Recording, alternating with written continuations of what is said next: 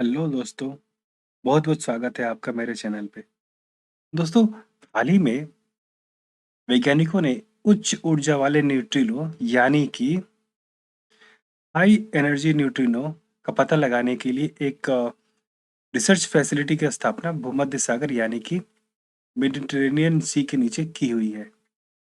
दोस्तों, ये मैंने एक न्यूज़ की क्लिपिंग लगाई हुई है जिसमें इसे कवर किया गया है। तो देख सकते हैं ये विभिन्न न्यूज़ आउटलेट्स ने भी इसे कवर किया था। दोस्तों, आपको बताना चाहूँगा कि ये टेलीस्कोप हाई एनर्जी न्यूट्रिनो की खोज करने के लिए बनाए गए हैं। ये दोनों दूरबीन क्यूबिक किलोमीटर न्यूट्रिनो टेलीस्कोप यानी कि KM3 नेट का हिस्सा है और इसमें से एक टेलीस्कोप हाई एनर्जी न्यूट्रिनोज का अध्ययन करने के लिए लगाया गया है, जबकि जो दूसरा वाला है वो वैसे न्यूट्रिनोज जो एटमॉस्फेयर में उपस्थित होते हैं उनका अध्ययन करेगा।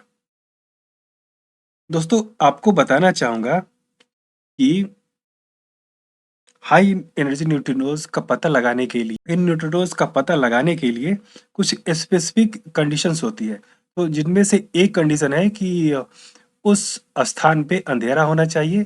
इसके साथ ही उस जगह पे ऑप्टिकली ट्रांसपेरेंट सामग्री बहुत बड़ी मात्रा में होनी चाहिए। दोस्तों, जैसे कि हम पृथ्वी पे रहते हैं, तो पृथ्वी पे अगर किसी भी ऐसी रिसर्च फैसिलिटी की स्थापना करनी होगी जिसके माध्यम से न्यूट्रिनोज का पता लगाया जाए, तो उसके लिए सबसे जो आइडियल कंडीशन इसको पता लगाने के लिए होगी वो होगी सी यानी कि समुद्र में, गहरे समुद्र में। वहाँ पे एक तो अंधेरा रहता है, दूसरा ऑप्टिकली ट्रांसपेरेंट मटेरियल यानी कि जो वाटर है काफी बड़े मात्रा में उपस्थित भी होता है। चिर्नोकोव रेडिएशन। तो दोस्तों, इस चिर्नोकोव रेडिएशन का पता लगा करके और इसको डिफरेंट मीडियम से, डिफरेंट इंस्ट्रूमेंट से डिटेक्ट करके न्यूट्रिनोज का पता लगाया जाता है और इसके माध्यम से ही न्यूट्रिनोज के बारे में डिफरेंट प्रकार के एनालिसिस भी किए जाते हैं और ये जाना जाता है कि इन न्यूट्रिनोज का स्रोत क्या है, उसमें मौजूद ऊर्जा की मात्रा क्या है, साथ ही इसकी उत्पत्ति और के संबंध में और भी बहुत सारे विवरण मिलते हैं। जैसे दोस्तों, मैंने एक टर्म की चर्चा की KM3 नेट। देखिए, ये जो मैंने हाईलाइट भी किया हुआ है KM3 नेट। दोस्तों, आपको KM3 नेट के बारे में यानी कि क्यूबिक किलोमीटर न्यूट्रिनो टेलीस्कोप के बारे में बताना चाहूँगा कि ये एक डीप सी रिसर्च इंफ्रास्ट्रक्चर है जिसे यूरोपियन अनुसंधान और संरचना यानी कि यूरोपियन रिसर्च इंफ्रास्ट्रक्चर के नेतृत्व में इसे स्थापित किया गया है, निर्मित किया गया है। और ये जो रिसर्च फैसिलिटी है इसमें यूरोपियन रिसर्च इंफ्रास्ट्रक्चर के अलावा विभिन्न देशों के अन्य संस्थान भी इसमें शामिल हैं। और बेसिकली ये जो मैंने पहले बताया आपको, चेरनोकोव विकिरण यानी कि चेरनोकोव रेडिएशन है, इसको ज्ञात करके, इसका विभिन्न इंस्ट्रूमेंट से निरीक्षण करके, इसके बाद न्यूट्रिनोज के बारे में डिफरेंट एनालिसिस करके और डिफरेंट जानकारी इससे प्राप्त की जाती है, जिससे बहुत से ब्रह्मांडीय रहस्य है यानी कि जो हमारी यूनिवर्स को कंस्ट्रक्ट करते हैं उसके बारे में बहुत सी जानकारी भी प्राप्त की जाती है। दोस्तों, हम जिस एक टर्म की बार बार चर्चा करने जा रहे हैं, न्यूट्रिनोज, तो चलिए मैं आपको न्यूट्रिनोज के बारे में भी थोड़ी सी जानकारी दे देता हूँ। दोस्तों, न्यूट्रिनो बहुत छोटे कण होते हैं जो इलेक्ट्रॉन के समान होते हैं, लेकिन इस पे यानी कि न्यूट्रिनोज पे किसी भी प्रकार के चार्ज नहीं होते हैं। जैसे कि आप लोग जानते हैं इलेक्ट्रॉन पे नेगेटिव चार्ज होता है, इन पे किसी भी प्रकार का कोई चार्ज नहीं होता है। दोस्तों, न्यूट्रिनो की पहली बार खोज 1959 में की गई थी। हालांकि इनके अस्तित्व की भविष्यवाणी लगभग 3 दशक पहले यानी कि 1931 में भी कर दी गई थी। दोस्तों, न्यूट्रिनो जो है वो ब्रह्मांड के मूल कण माने जाते हैं। मूल कण वैसे कण जो ब्रह्मांड की रचना करते हैं और फोटोन के बाद ये दूसरे सबसे प्रचुर मात्रा में पाए जाने वाले सब एटॉमिक पार्टिकल यानी कि उपपरमाणु कण होते हैं। दोस्तों, आपको बताना चाहूंगा कि जो फोटोन होता है वो ब्रह्मांड में सबसे ज्यादा पाया जाता है और हमारे सूर्य से निकलने वाले प्रकाश का एक सबसे बड़ा बड़ा घटक फोटोन को ही माना जाता है।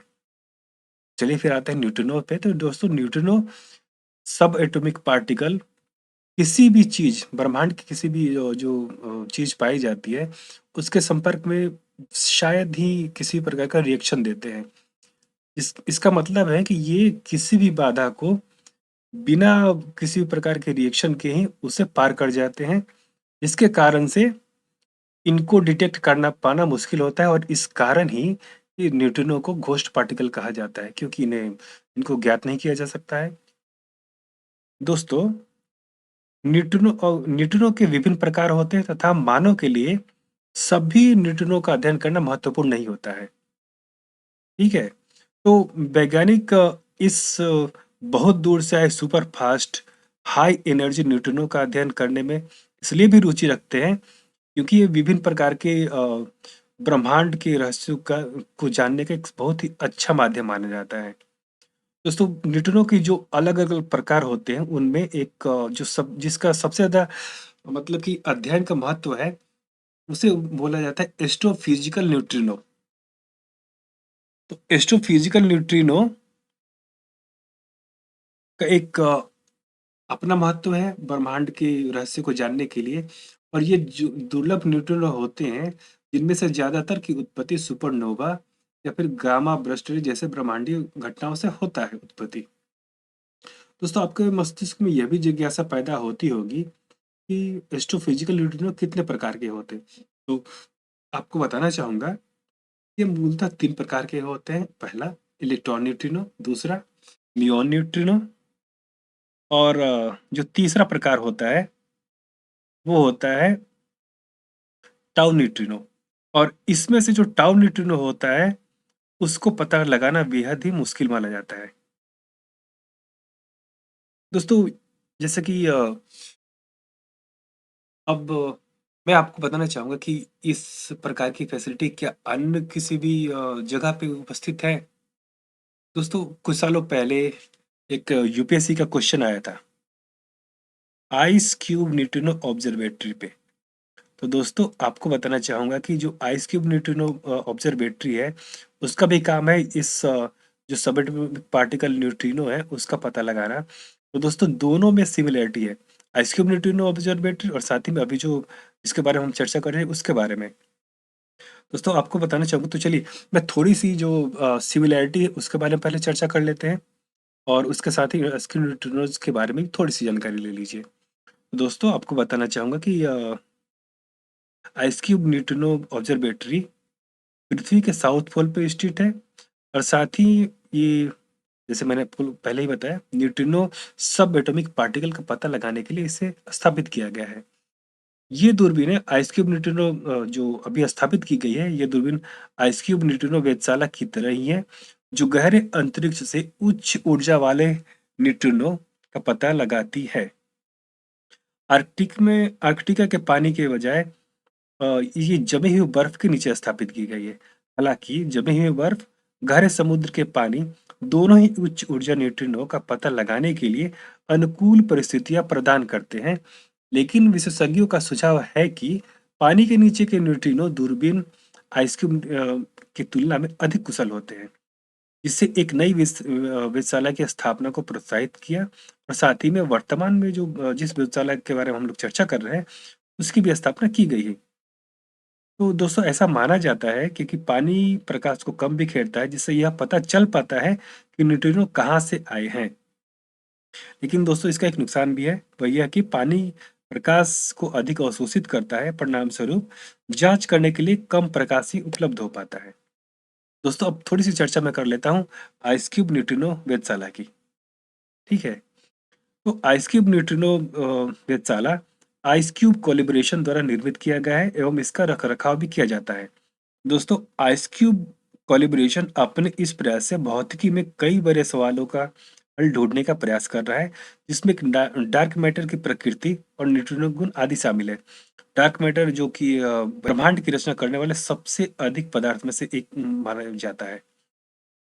आर्कटिका में आइस क्यूब न्यूट्रिनो वेधशाला न्यूट्रिनो का पता लगाने के लिए डिजिटल ऑप्टिकल मॉड्यूल यानी कि डीओएम के स्ट्रिंग्स का उपयोग करती है।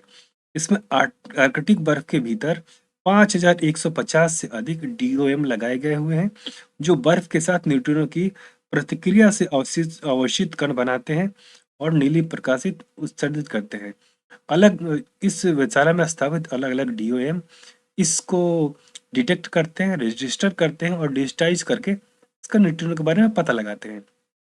तो दोस्तों, जैसे कि मैंने पहले ही बताया कि आइसक्यूब न्यूट्रिनो ऑब्जर्वेटरी पे पूर्व के साल में एक क्वेश्चन यूपीएससी ने पूछा हुआ था। साथ ही में करीब 3 साल पहले भी एक पूछा है और एक करीब-करीब मतलब कि 7 या 8 साल पहले पूछा है। तो दोस्तों, आप लोगों को मैं होमवर्क देता हूँ कि उस क्वेश्चन को आप लोग स्टडी कीजिए और अभी जिस टॉपिक पे हमने चर्चा किया हुआ है, तो उसके आधार पे उसका आंसर देने की कोशिश कीजिए और प्लीज़ आकर के दीजिए अपने जो भी कमेंट है, उसमें आकर के बताइए कि आपने इस लेक्चर के माध्यम से जो भी सीखा, उसके माध्यम से उसका आपने हल कर पाए आप कि नहीं?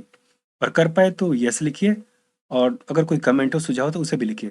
साथ ही अगर अभी तक आप बने हुए हैं मेरे चैनल के साथ और इस लेक्चर के साथ, तो आप इस चैनल को सब्सक्राइब कीजिए, शेयर कीजिए और कमेंट भी कीजिए। Thank you.